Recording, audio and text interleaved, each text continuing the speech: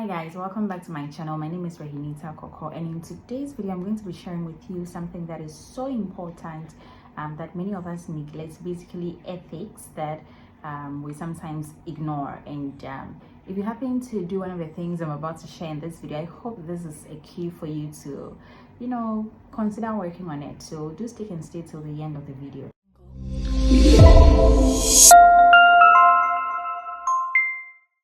Number one, borrowing money when you know that you are not in a position to pay back. Look, it's okay that you ask someone for help. Maybe you want to do a project or you're working on something and you know that where you stand at the moment, you're not in a position to pay the person back. It's okay to go and ask, oh, I'm working on this project and I'll need some money. I'm currently low on cash. Are you in a position to help me with this amount of money?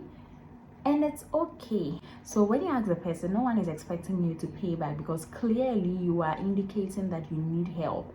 Okay, so when you ask for help in that way, nobody has an expectation of you paying them back.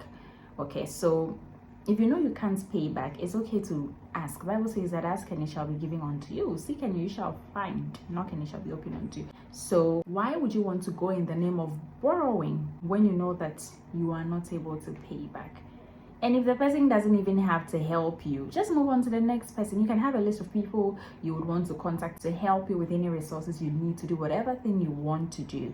But if at the end of the day you don't even get anybody to help you, then work for it or find ways and means to use your skill and talent. God has given each and every one of us skills and talents that we can develop to our use and to the use of others as well. So why don't you use your gifts and talent to earn you the money you're looking for to do whatever project you want to embark on? And if you borrow and you're in a position to pay back, and at a point you know that okay, the way things are going, I would not be able to pay the person back in 2 weeks time as I promised the person, the nicest thing to do is to go back to the person and tell them that because of these factors, I'm not so sure if I'm in a position where I'm able to pay you back in 2 weeks time, and so I'll plead for an extra number of days. Hopefully I should be able to pay you back. You don't keep the person waiting, or when the time is due for you to give the money to the person, then you are not telling the person anything. Mind you don't know where the person got that money from. So it's just sound that you tell the person that okay, I'm going to delay, and then the person can rethink his or her plans, for the money they have given to you and expecting you to pay back. So again, if you know that you cannot pay someone, don't go in the name of borrowing it. And if you are shy of asking without necessarily borrowing, then make sure that you work for whatever money you are in need of. Number two, you agree on a time to do something with someone, and when the time is up, you don't tell the person anything. Let's say, for example, you both are going out and you decide that okay, by 9 o'clock we should all converge at this point, and it's 9:30. The person is almost there. The person gets there on time, and it's 9:51, and you are still at Kaswa when your conversion point is UG bus stop. Well, it's okay to be that late, but the best thing you can do is to inform the person ahead of time, telling them that, oh, there's a little bit of traffic there, so I'm likely to be about 30 minutes. You can even check from the Google map to give you an idea how long it will take you to get to your destination. So then you can call the person and tell them that because of this situation, I will not be able to make it on time. So you inform the person ahead of time so the person is not there waiting for you anxiously.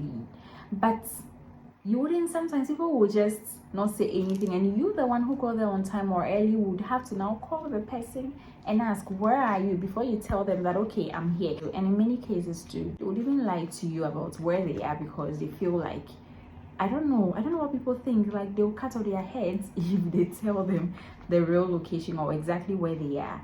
And so if you agree to go out or you agree to do something at a particular time and you know that it's not going to work for you, the best thing you should do is to inform the person ahead of time so the person is not anxiously waiting for you. The person can relax until you get to where you have to get to, or until it's time for you to do what you have to do. So please, if you schedule a meeting or something else with someone and you're going to be late, it's okay, because sometimes things do happen and we don't get there on time. That is fine. But my issue is that we should always communicate to the person that I will get there at this time. I may not be able to get there on time, but I'll get there at this time. And so please, if you're a fan of not updating people of your whereabouts at the agreed time when the other person is waiting for you, I think you should look at it again. Number 3, it's quite interesting, using instead of I with an apostrophe M is different from AM. And this is something so basic that if you are still listening to this video at this point, it means that you understand English and you know I apostrophe M and AM, what these two things mean. If you want to make an expression, and instead of you to use I apostrophe M, you're using AM, please, if you are texting me, don't use that, else I won't mind you. But I know my circle of friends don't do that, so we're cool. But if you're a fan of doing that, please, it's not nice. So please always make sure that the very basic things are okay, are on point. I'm eating, not I'm eating. The last thing I'll talk about is phone manners. Please, please don't do this if you're a fan of doing that. A lot of people like doing this. You call someone, you're talking to the person, and someone is engaging you in the background. You wouldn't even say a word to the person you're on the phone call with, and all of a sudden you just switch to the other person talking to you in the background without any notice to the one on the call. I speak to people and I'm talking to them, and by the time I realize they are talking to someone else in the background, and I have to figure out that, okay, I have to pause at this point. So listening to the person talk, I'm like, okay, he's not talking to me or she's not talking to me. Let me just pause for a while until they are back to talking to me. And when they come back, they'll be like, oh, sorry, this is happening, that happened, and all of that. Look, I'm not saying that do not talk to anybody in the background. All you have to do is to give the person you're talking to on the phone call a notice. You could just make a 3-second statement. Please, let me get back to you shortly. Or just hold on for a second. When you tell me that, then I know that, okay, I'm holding on. But you don't say anything and you're talking to me and all of a sudden you're switching. Unless maybe you are my beloved or something, fine. Because that's a little different. But you are not. And we are talking. And you are talking to someone else without giving me any prior notice that, okay, you are switching to someone else. So just stay on for a second or hang on for a second. Please, it's not nice. If you're a fan of doing that, don't do that. Don't just switch conversations without giving the person, because me, for example, when people are talking to me in the background, I would easily tell you that, can you just hold on for a second or something like that. Then I talk to the other person in the background, or whoever is talking to me in the background, I signal you that I'm on a phone call, or I won't mind you, because clearly you can see me on a phone call. So the best thing for you to do is to just wait until I'm done with the call.